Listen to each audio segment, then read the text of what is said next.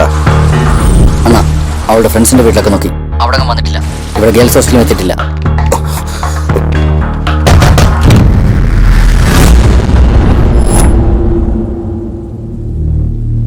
നിന്റെ മോൾ എവിടെടാ? 2 ദിവസമായി അവളോട് വന്നിട്ട്. എവിടെ ഉണ്ടെന്നോ എന്ത് സംഭവിച്ചെന്നോ ഒന്നും എനിക്കറിയില്ല സാർ. നിന്റെ മോളെ കുറിച്ച് അന്വേഷിക്കുന്ന ആരാന്നറിയോ? വീരുഭായ്. ഈ വിശാഖപട്ടണത്ത് എന്ത് നടക്കണമെന്ന് തീരുമാനിക്കുന്നത് വീരുഭായ് ഒറ്റൊരാളാണ്. പോലീസ്, കോർട്ട് എല്ലാം വീരുഭായിയാ. നിങ്ങളോട് എതിർക്കാനുള്ള ശക്തി ഞങ്ങൾക്കില്ല സാർ. സത്യമായിട്ട് അവൾ എവിടെ ഉണ്ടെന്ന് ഞങ്ങൾക്ക് അറിയില്ല. വീരുഭായിക്ക് നിന്റെ പുന്നാര മോളോട് ഭയങ്കര ഇഷ്ട. ഭായിയുടെ കൂടെ അവക്ക് സുഖമായിട്ട് ജീവിക്കാം.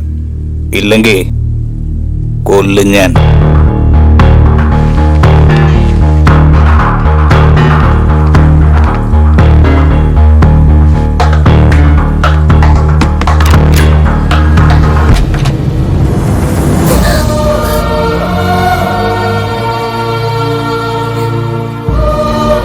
വീരുഭായിയുടെ ആൾക്കാർ നിന്നെ അന്വേഷിച്ചോടെ വന്നിരുന്നു മോളെ. അവരുടെ കയ്യിലെങ്ങാനും നിന്നെ കിട്ടിയ എന്താവും ഓർത്ത് എനിക്ക് പേടിയാവുക. നിനക്കൊരാളോട് ഇഷ്ടമാണെന്ന് നീ എന്നോട് പറഞ്ഞില്ലേ? അവന് നിന്നെ ശരിക്കും ഇഷ്ടമാ? എന്നെ അവന് വലിയ ഇഷ്ടമാ. നിന്നെ സ്നേഹിക്കുന്നവന്റെ കൂടെ നീ പൊയ്ക്കോ മോളെ, എവിടേക്കെങ്കിലും പൊയ്ക്കോ.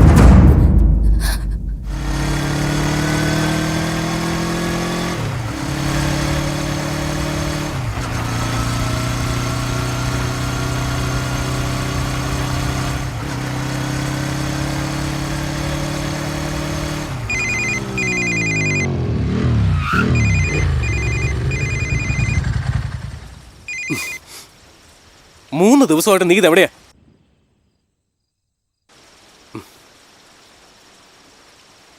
നീ ഇപ്പൊ എവിടെയുണ്ട്? നിന്റെ ഫ്ലാറ്റിൽ തന്നെയുണ്ട് ഞാൻ.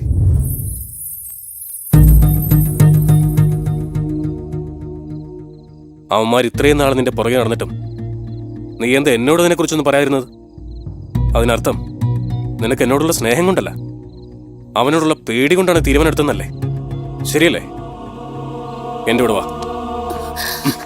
എവിടേക്ക്? അവരിപ്പോ നിന്നെ മാത്രമല്ലേ കണ്ടിട്ടുള്ളൂ, ഇനി അവർ എന്നെയും കൂടെ കാണാൻ പോവാ. വേണ്ട സത്യ, അങ്ങനെയായിരുന്നെങ്കിൽ അവരെന്റെ പുറകെ വന്നപ്പോ തന്നെ ഞാൻ പറയില്ലായിരുന്നോ? ഇപ്പൊ ഇനി ഞാൻ എന്താ ചെയ്യേണ്ടെന്ന് പറ. അണ്ണാ, അവൾക്കൊരു ബോയ് ഫ്രണ്ട് ഉണ്ട്. ഇപ്പോ അവർ രണ്ടുപേരും കല്യാണം കഴിക്കാൻ തീരുമാനിച്ചിരിക്കുക.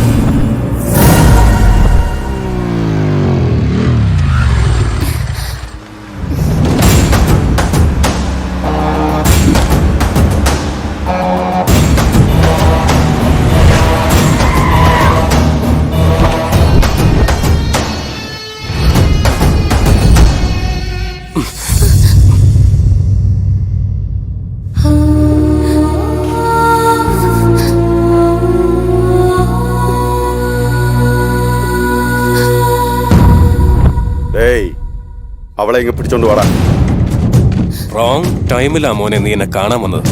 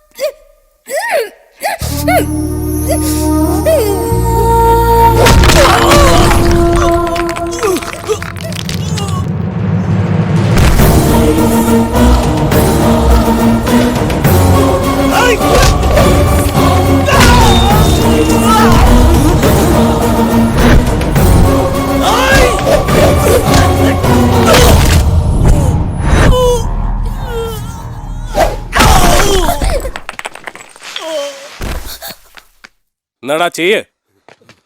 ആ എന്താന്ന് വെച്ചാ ചെയ്യ്. ചെയ്യാൻ തയ്യാറോ?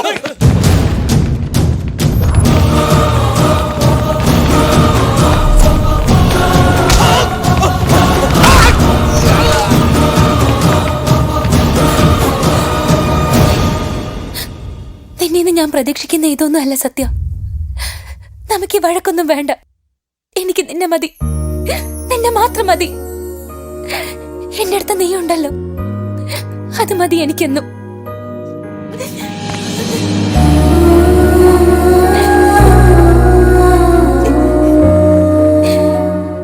ഇവിടുന്ന് എവിടേക്കെങ്കിലും ദൂരത്തേക്ക് നമുക്ക് പോവാം.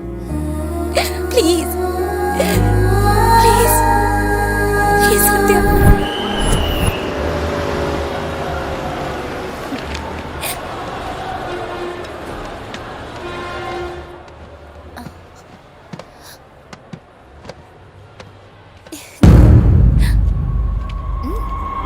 അണ്ണാ, പറയടാ. അവരിപ്പോ ഹൈദരാബാദിലേക്കുള്ള ബസ് കയറിയിട്ടുണ്ട്.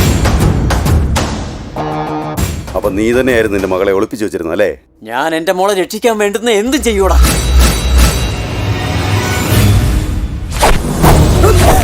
അയ്യോ, ഒന്നും ചെയ്യല്ലേ. വേണ്ട, വേണ്ട, വേണ്ട.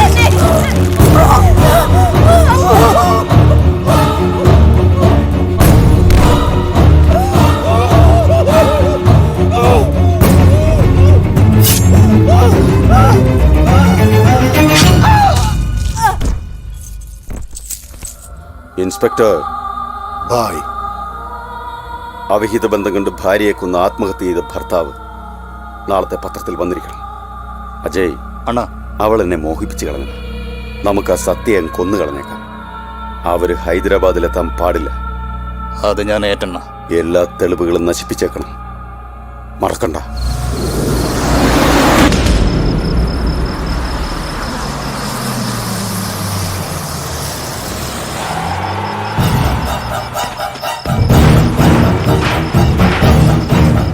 അണ്ണാ, ബസ് അങ്ങോട്ട് ടേൺ ചെയ്തിട്ടുണ്ട്.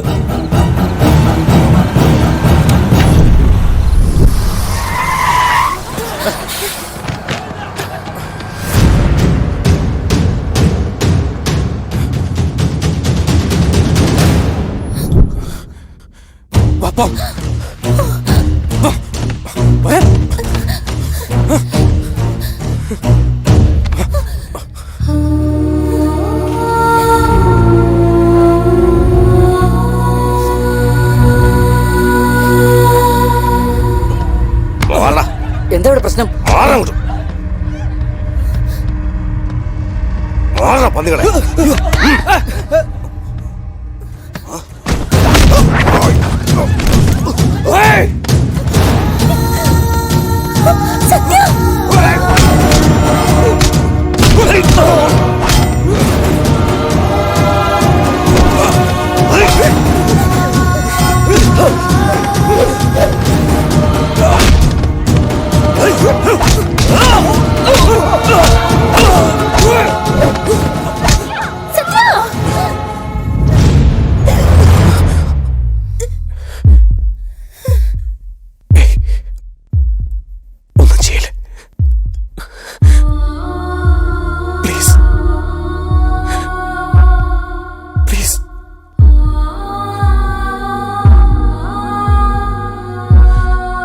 happy journey.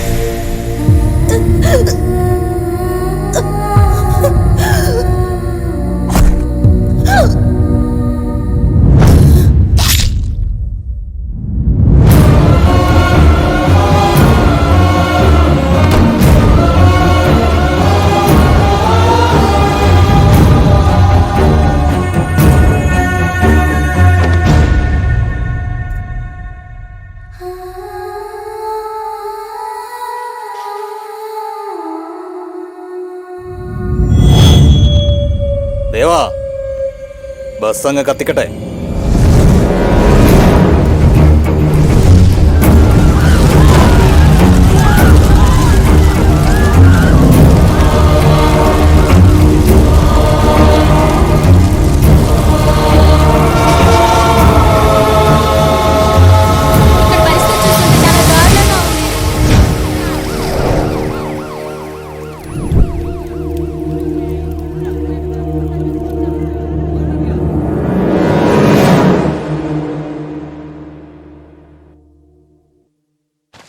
ഇയാൾക്ക് ജീവണ്ടെന്നാ തോന്നേ.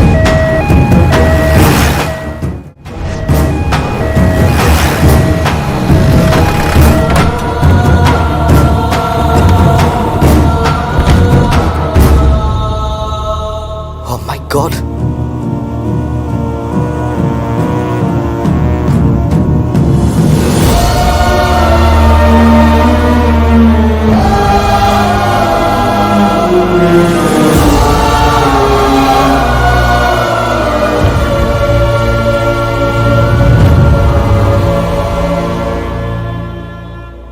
ഡോക്ടർ ശൈലജയോട് വരാൻ പറയൂ.